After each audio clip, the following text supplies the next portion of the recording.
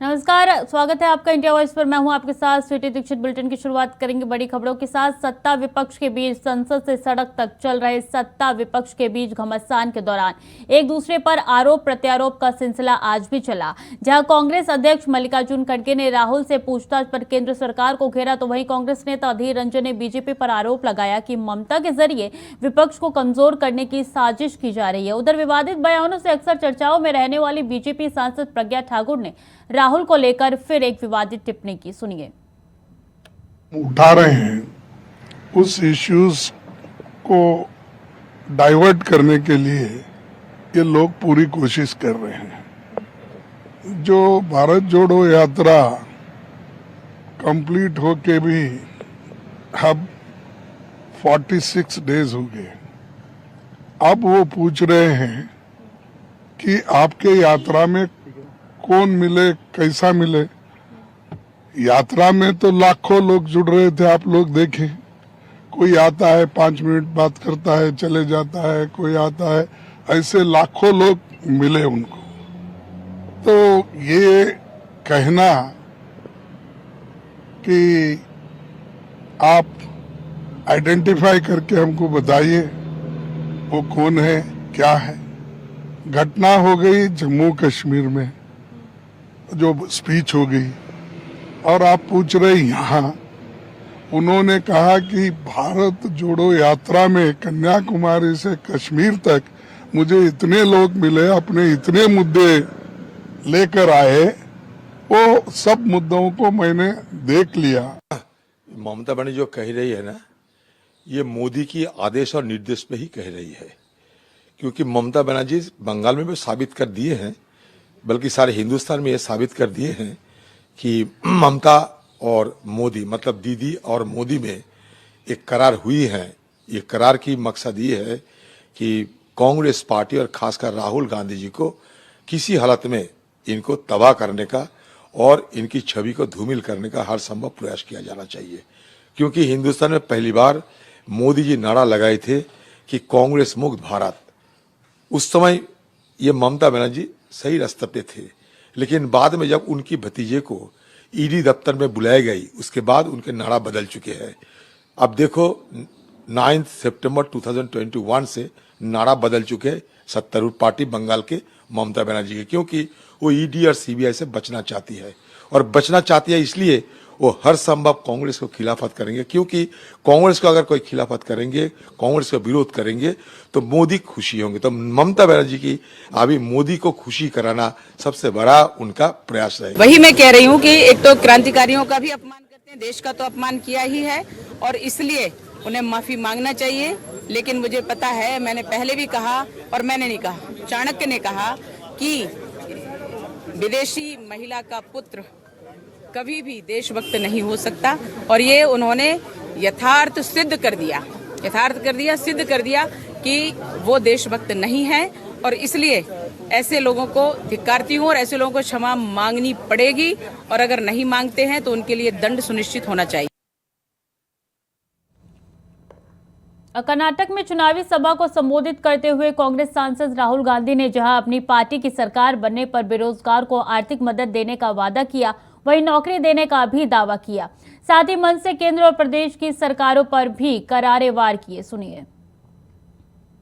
1000 रुपए हर महीने हर ग्रेजुएट को 2 साल के लिए कांग्रेस पार्टी देगी। 1500 रुपए हर महीने डिप्लोमा होल्डर्स को 2 साल के लिए देगी। क्योंकि हम आपकी कठिनाई समझते हैं, आपकी मुश्किल समझते हैं। हम जानते हैं कि बीजेपी की सरकार आपको रोजगार नहीं दे पा रही है, आपको कष्ट हो रहा है, आपको मुश्किल हो रही है। इसलिए हमने ये आपके लिए कदम उठाया है। 3000 रुपए हर महीने ग्रेजुएट्स के लिए, 1500 रुपए हर महीने डिप्लोमा होल्डर्स के लिए, 2 साल के लिए। और हम वहां नहीं रुकेंगे,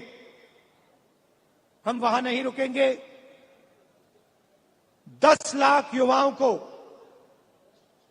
कांग्रेस पार्टी की सरकार 5 साल के अंदर इस स्टेट में रोजगार दिखा के देगी। और 2.5 लाख जो सरकारी वैकेंसीज हैं उनको हम पूरा करके भर के कर्नाटक के युवाओं को दिलवाएंगे। कर्नाटक की सरकार देश में सबसे भ्रष्ट सरकार है। 40% की सरकार है और इस सरकार में अगर कुछ भी करवाना हो तो 40% कमीशन देना पड़ता है। आप ही ने मुझे बताया कि कॉन्ट्रैक्टर्स एसोसिएशन ने और स्कूल मैनेजमेंट एसोसिएशन ने हिंदुस्तान के प्रधानमंत्री को चिट्ठी लिखी कि कर्नाटक में 40% कमीशन लिया जा रहा है। हिंदुस्तान के प्रधानमंत्री ने उनकी चिट्ठी का जवाब आज तक नहीं दिया है। आज तक कॉन्ट्रैक्टर्स एसोसिएशन और स्कूल मैनेजमेंट एसोसिएशन की चिट्ठी का जवाब हिंदुस्तान के प्रधानमंत्री ने नहीं दिया। मैसूर सैंडल सोप कॉर्पोरेशन में करप्शन स्कैंडल होता है। एमएलए के बेटे को पकड़ा जाता है, 8 करोड़ रुपए लिए, कोई कार्रवाई नहीं होती, सरकार उसकी रक्षा करती है। जॉब स्कैम हुआ, पीएसआई स्कैम हुआ, 80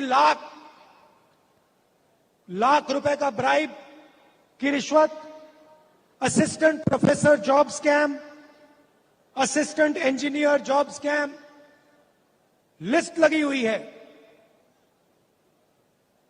सबसे भ्रष्ट सरकार, देश में सबसे भ्रष्ट सरकार कर्नाटका की सरकार है।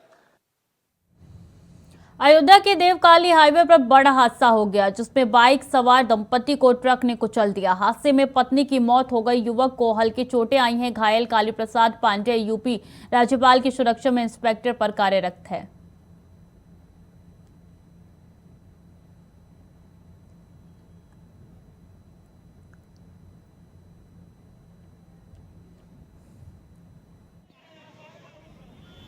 और अयोध्या में रामनगरी के अवसर पर तीर्थ क्षेत्र ट्रस्ट ने 9 दिन का भव्य आयोजन कर रहा है। रामनवमी पर विभिन्न स्थानों पर होने वाले कार्यक्रमों को लेकर इंडिया वॉइस की टीम से खास बातचीत करते हुए राम जन्मभूमि ट्रस्ट के महासचिव ने बताया कि 9 दिन आनंद उत्सव मनाने का विचार किया जा रहा है। कार्यक्रम का आयोजन भजन संध्या स्थल पर होगा। इनमें अलग अलग तरीके की गतिविधियां समेत प्रतिदिन मानस पाठ भी शामिल होंगे। कार्यक्रम काफी रोमांचक होने वाला है।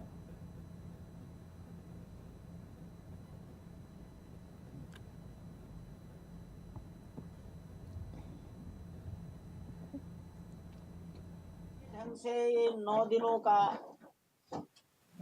आनंद और उत्सव मनाने का विचार किया।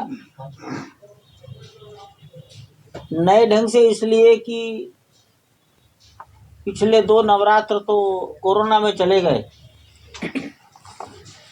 उसके पहले यहाँ ऐसा कुछ होता नहीं था। एक रामकोट की परिक्रमा होती थी। पहला प्रयोग कर रहे हैं जिसमें कुछ खेलकूद, ऐसे खेलकूद भी जो ओलंपिक का हिस्सा है, और इसी क्षेत्र के अवध क्षेत्र के नए उभरते कथा व्यास, कवि, भजन गायक,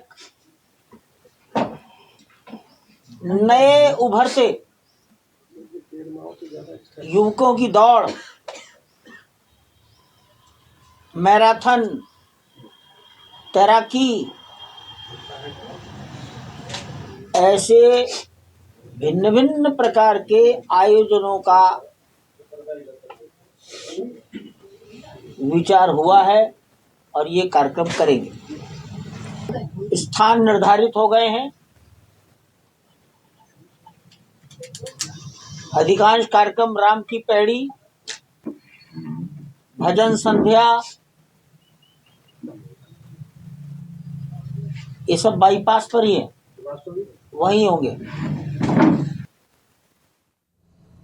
बुलेटिन में वक्त हो चला है छोटे से ब्रेक का, जल्द लौट रहे हैं।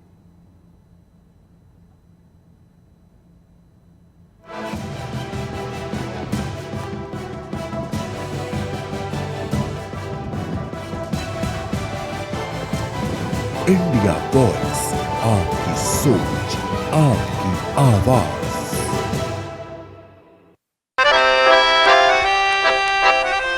डैडी को पसंद क्लासिकल गाना और बेटा यमला पगला दीवाना, दोनों के अलग है रंग पर दोनों का एक अनोखा स्वाद। कमला पसंद, अनोखा स्वाद। रोज सब्जी का स्वाद बढ़ाए और घर वालों का प्यार पाए। गोल्डी सब्जी मसाले, जहाँ जाए रिश्ता बढ़ाए, गोल्डी मसाले। आज रेस्टोरेंट से कढ़ाई पनीर ऑर्डर करें। मैं बनाती हूँ ना, आपके घर के खाने में रेस्टोरेंट जैसा स्वाद ले आए। MDH का कढ़ाई पनीर मसाला, पनीर को क्या मस्त बना डाला। कौन से रेस्टोरेंट से मंगवाया? MDH का कढ़ाई पनीर मसाला।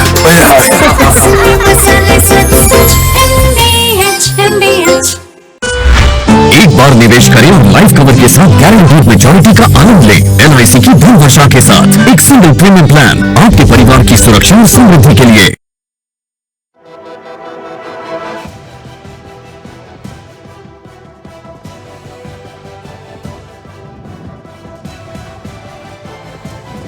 इंडिया वॉइस, आपकी सोच, आपकी आवाज। ब्रेक के बाद एक बार फिर से स्वागत है आपका। खबरों में आगे बढ़ेंगे। उन्नाव से दिल दहला देने वाली घटना सामने आई है, जहां पति ने पत्नी और 4 महीने की मासूम बेटी को धारदार वार से मौत के घाट उतार दिया है। दोहरे हत्याकांड के बाद बेरहम हत्यारा खुद भी फांसी के फंदे पर झूल गया। सूचना पर पहुंची पुलिस ने शव को पोस्टमार्टम के लिए भेज दिया है। आरोपी मानसिक रूप से बीमार बताया जा रहा है। बारासर गांव थाना क्षेत्र के रूदी खेड़ा गांव का ये पूरा मामला बताया जा रहा है।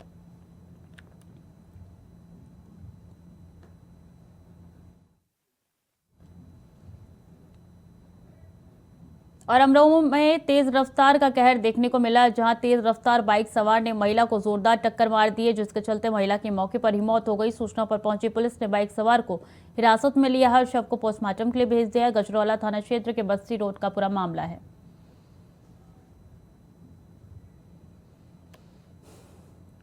अलीगढ़ के कई क्षेत्रों में पिछले कई दिनों से हो रहे बिन मौसम बारिश और ओलावृष्टि ने कई किसानों की फसल को भारी नुकसान पहुंचाया है। जहां आसमान में बादल छाए रहने से गर्मी कम हुई है, तो वहीं ओले के साथ पड़ी बारिश ने गेहूं और सरसों की फसलों को बर्बाद करके रख दिया है। इसी को लेकर चिंतित किसान अब सरकार से आस लगाए बैठे हैं।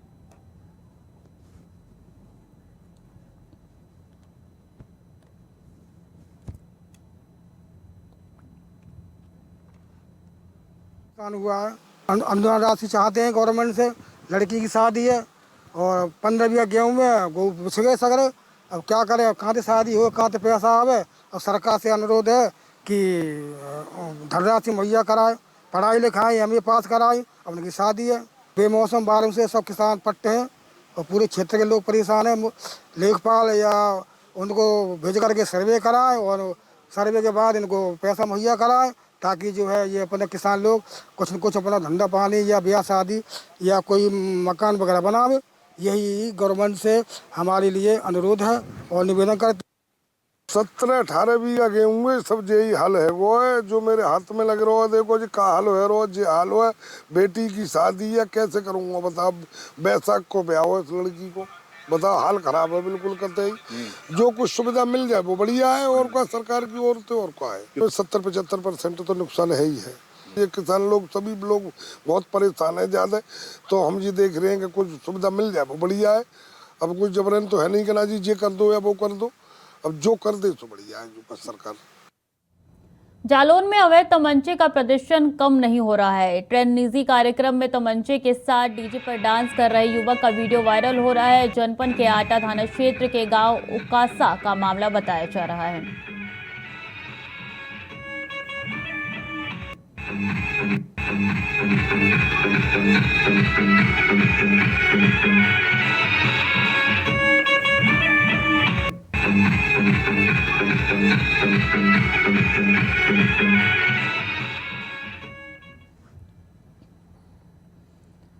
और ललितपुर के थाना क्षेत्र से हैरान कर देने वाली एक खबर सामने आई है, जहां प्रेमी प्रेमिका के घर से भाग जाने पर गुस्साए प्रेमिका के परिजनों ने प्रेमी के पिता की पीट कर हत्या कर दी। बता दें कि देर रात घटना को अंजाम दिया गया, तो वहीं अब मृतक के परिजनों ने हत्या का आरोप लगाया। सूचना पर पहुंची पुलिस ने मामले की जांच में जुट गई है।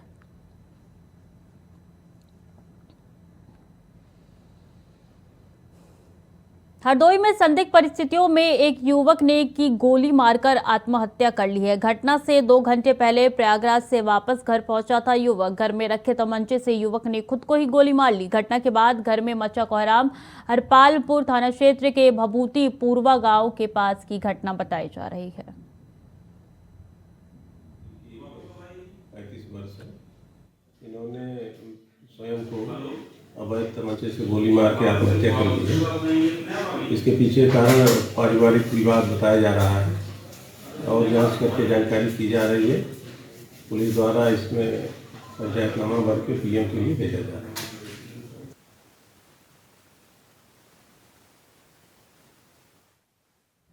रायबरेली के अवैध अतिक्रमण पर प्रशासन का पीला पंजा चला है। बता दें, सिविल लाइन में डिग्री कॉलेज के चौराहे तक अवैध अतिक्रमण पर सिटी मजिस्ट्रेट और नगर पालिका के ईओ द्वारा कार्रवाई की गई है, जिसके बाद अतिक्रमणियों में हड़कंप मच गया है। हटाने का अभियान क्रमबद्ध तरीके से चलाया जा रहा है। आज ये सिविल लाइन से हम लोग डिग्री कॉलेज चौराहे तक इस अभियान को चला रहे हैं।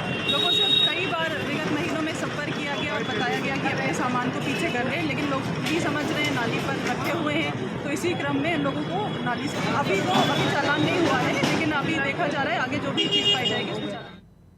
यूपी के राज्यपाल आनंदीबेन पटेल ने हापुड़ के जिला अस्पताल और देहात थाने का निरीक्षण किया। जिला अस्पताल में नवनिर्मित SNCU का भी लोकार्पण किया। साथ ही राज्यपाल ने बाबूगढ़ कैंट का निरीक्षण कर व्यापारियों से मुलाकात की। इस दौरान आनंदीबेन पटेल ने महिला पुलिस कर्मियों को भी सम्मानित किया।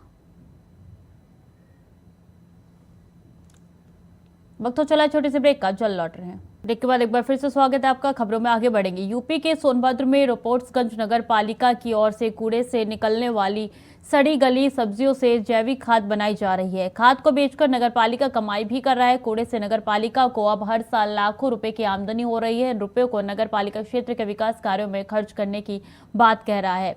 अधिशासी अधिकारी विजय कुमार यादव ने बताया कि नगर के लोगों के साथ उद्यान विभाग और नर्सरी में अब तक 60,000 रुपए से ज्यादा की जैविक खाद बेची जा चुकी है। अगर नगर पालिका से 10 किलोमीटर के एरिया तक का किसान ये जैविक खाद लेना चाहता है तो उसे 500 रुपए प्रति ट्रॉली होम डिलीवरी उपलब्ध कराई जाएगी।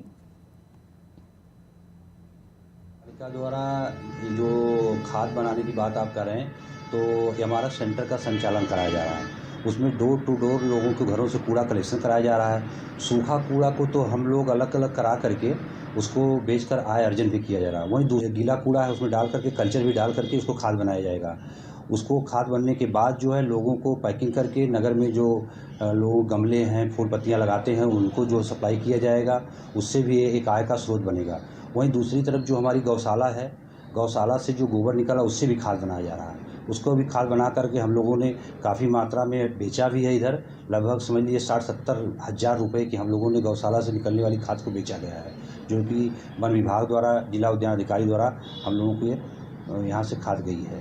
इसको जो है एक ट्राली खाद जो है हम 500 के हिसाब से रेट से बेचते हैं।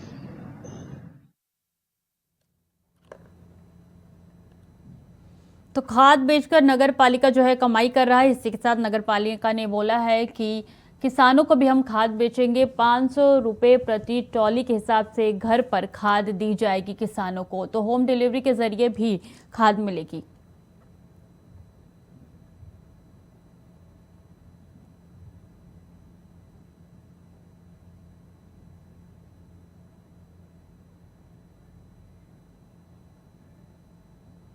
तो वही कौशाम्बी के थाना क्षेत्र में ग्रामीणों ने 2 युवकों को तालिबानी सजा दी है। बता दें कि शनिवार की रात को 2 युवक रास्ता भूल गए थे और ग्रामीण इलाके में पहुंच गए, जिसके बाद ग्रामीणों ने युवक को बदमाश समझकर घेर लिया और फिर एक युवक को पेड़ में तो दूसरे युवक को पोल में बांधकर बेरहमी से पीटना शुरू कर दिया। हालांकि ग्रामीणों का आरोप है कि दोनों बदमाश चोरी की नीयत से गांव में घुसे थे और दरवाजा तोड़ने का प्रयास कर रहे थे, जिसके बाद मौके पर पहुंची पुलिस ने ग्रामीणों के चंगुल से युवकों को छुड़ाया। वहीं पिटाई का वीडियो सोशल मीडिया पे वायरल हो रहा है। एक वीडियो वायरल हो रहा है, इसका संज्ञान लिया गया है, इसकी जांच कराई जा रही है। वीडियो जहां का भी होगा उस थाना क्षेत्र के थाना प्रभारी से बात करके उसको जो विधिक कार्रवाई बनती है उस कार्रवाई की जाएगी। हाँ, तो इसकी जांच करा लें पहले, बताया जा रहा है सही है या गलत है, तो इसके बाद कार्रवाई की।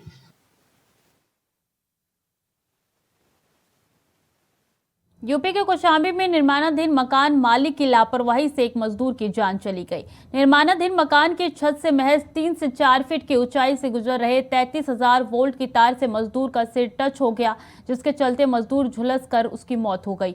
परिजनों ने मकान मालिक पर लापरवाही का आरोप लगाया। सूचना पर पहुंची पुलिस ने शव को कब्जे में लेकर पोस्टमार्टम के लिए भेज दिया। वहीं हादसे के बाद मकान मालिक मौके से फरार हो गया है।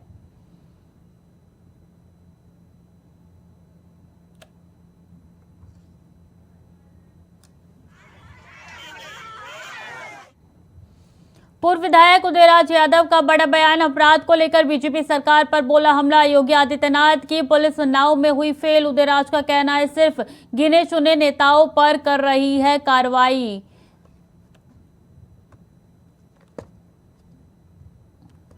उत्तर प्रदेश की भारतीय जनता पार्टी की सरकार कानून व्यवस्था के नाम पर केवल कुछ गिने चुने लोगों को परेशान करने का काम कर रहे हैं। और अगर आम जनता की बात करें तो शायद मुझे लगता है कि आप अगर उन्नाव जनपद को ले लीजिए तो कोई ऐसा दिन नहीं हो रहा है कि 2-4 हत्याएं पूरे जनपद में ना हो। पिछले 48 घंटों के अंदर लगभग 1 दर्जन हत्याएं उन्नाव में हो चुकी हैं। और जो छोटे मोटे विवाद हैं उनकी बात तो करना कोई मतलब नहीं है। जनपद के जितने भी थाने हैं वो भारतीय जनता पार्टी से जुड़े हुए लोग वो चला रहे हैं। सबसे बड़ा कारण यह है कि पुलिस का अपराधियों पर कोई नियंत्रण नहीं है, क्योंकि उस सारे अपराधियों को संरक्षण देने का काम भारतीय जनता पार्टी के लोग कर रहे हैं। और नोएडा पुलिस ने मार्केटिंग बनाकर करोड़ों की ठगी करने वाले 2 लोगों को गिरफ्तार किया है। पुलिस ने दंपति विजय और रश्मि को गिरफ्तार किया है। आरोपियों के कब्जे से 40 लाख रुपए की 2 लग्जरी कार भी बरामद की गई है। आरोपी अभी तक लोगों से 5 करोड़ की ठगी कर चुके हैं।